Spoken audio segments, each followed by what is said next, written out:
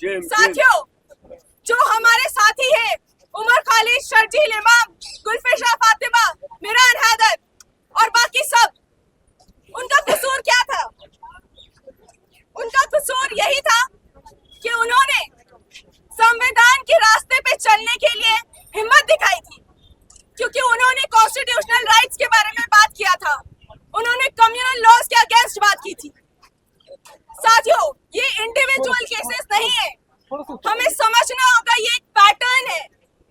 हमें समझना होगा कि किस तरीके से एक पूरी कौम को, एक पूरे समाज को क्रिमिनलाइज किया जा रहा है, एक पूरी समाज को टारगेट किया जा रहा है, किस तरीके से मुसलमानों को और उनकी आवाजों को क्रिमिनलाइज और डिह्यूमनाइज करने की कोशिश की जा रही है सरकार के द्वारा।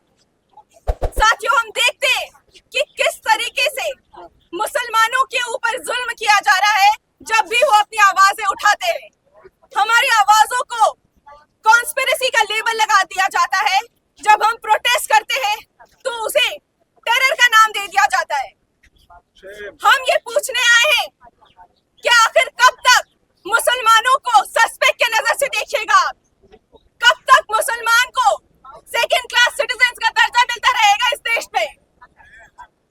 साथियों, आज जो हम यहाँ बात करने के लिए आए हैं, तो उन लोगों के बारे में बात करने के लिए आए हैं जिन्होंने सीए एनआरसी जैसे काले कानून के खिलाफ आवाज उठाई थी, जिन औरतों ने शाहीन बाग में प्रोटेस्ट किया था, जो स्कॉलर्स, जो इंटेलेक्चुअल्स, जो एक्टिविस्ट इन कम्युनल लॉज के अगेंस्ट खड़े हुए थे, किस तरीके से उन्हें टारगेट करके उन्हें कल्प्रिट बना दिया जाता है।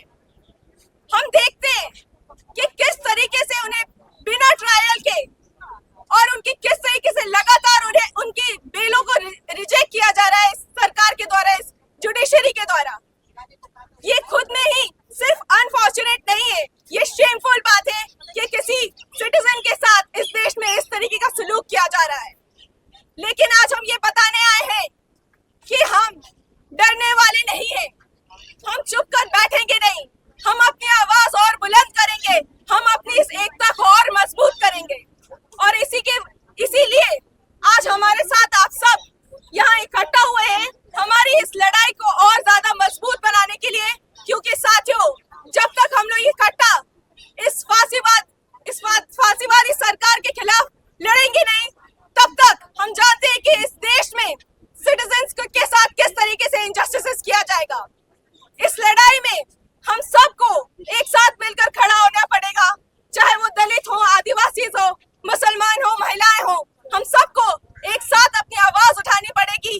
और हम तब तक लड़ते रहेंगे जब तक हमारे सभी प्रिजनर्स को जस्टिस नहीं मिलेगा, जब तक उमर खालिद, शर्जील इमाम और बाकी सारे जो प्रिजनर्स हैं उनको रिहाई नहीं मिलेगी, तब तक हम आवाज उठाते रहेंगे।